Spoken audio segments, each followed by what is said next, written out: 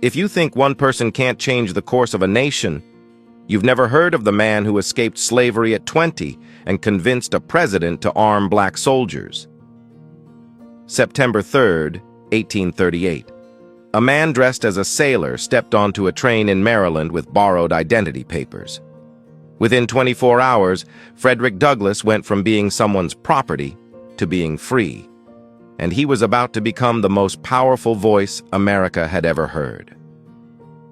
Born Frederick Augustus Washington Bailey, exact birth date unknown because enslaved people weren't given that courtesy, Douglass taught himself to read by watching white children in Baltimore. According to his autobiographies, when his master's wife started teaching him, her husband exploded with rage, saying education would make him unfit to be a slave. That's exactly what happened. But here's what made Douglass different. He didn't just escape and disappear. Historical records show that in 1841, just 3 years after his escape, he was asked to speak at an abolitionist meeting in Massachusetts. He stood up and told his story. The audience was stunned. According to contemporary accounts, many couldn't believe someone so articulate, so eloquent, had ever been enslaved. So in 1845, Douglass did something radical. He wrote it all down. According to Britannica documentation, his first autobiography, Narrative of the Life of Frederick Douglass, an American Slave, became a bestseller. 5,000 copies sold in 4 months. 6 new editions between 1845 and 1849. It was so successful that Douglass had to flee to England because his former owner could legally recapture him. British abolitionists eventually purchased his freedom. Douglass wrote 3 autobiographies total. 3 times he told America, "This is what you did to us." And America couldn't look away. But writing wasn't enough. According to historical documentation, Douglass became the greatest orator of his generation.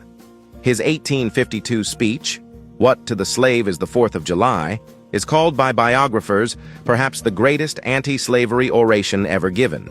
He didn't celebrate Independence Day. He made white Americans confront their hypocrisy. Then came the Civil War, and this is where Douglass changed everything. President Lincoln initially wanted to fight the war without touching slavery. Library of Congress records confirm that Douglass confronted Lincoln directly, multiple times. In August 1863, Douglass marched into the White House to protest how black soldiers were being treated, paid less, barred from becoming officers, tortured or sold back into slavery if captured. Lincoln listened. According to historical accounts, after their first meeting, Lincoln initiated a second meeting during his 1864 re-election campaign. The president valued Douglass's counsel so much that he sought him out.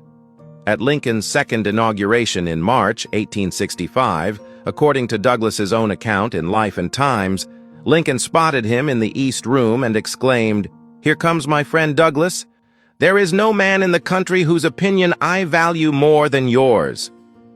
Douglass told him the inaugural address was a sacred effort. Let that sink in. A man who was property 27 years earlier was now advising the President of the United States. Douglass recruited black soldiers, including his own sons who fought in the legendary Massachusetts 54th Infantry. He published an abolitionist newspaper. His Rochester home was a station on the Underground Railroad. He advised not just Lincoln, but presidents who came after. According to National Park Service documentation, Douglass became U.S. Marshal in 1877 and Recorder of Deeds for Washington, D.C. in 1881.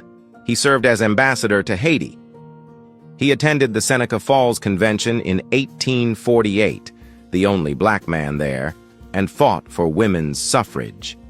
15 years after Lincoln's assassination, Douglass wrote, "Abraham Lincoln was one of the noblest, wisest, and best men I ever knew." But he never let history sanitize the truth. In an 1876 speech, Douglass reminded America, "Mr. Lincoln shared the prejudices of his white fellow countrymen against the Negro. Yet Lincoln loathed and hated slavery, and ultimately acted. Frederick Douglass died February 20th, 1895 at 77 years old. He'd spent 57 years free, and every single one of those years fighting to make sure others could be free too. So here's my question. If one man who taught himself to read, who escaped with nothing but borrowed papers, who faced down presidents and changed the course of a war, if he could do all that, what's stopping you from using your voice for justice? Drop your thoughts below. If Douglass inspires you, share this, and follow for more stories about people who refused to accept the world as it was.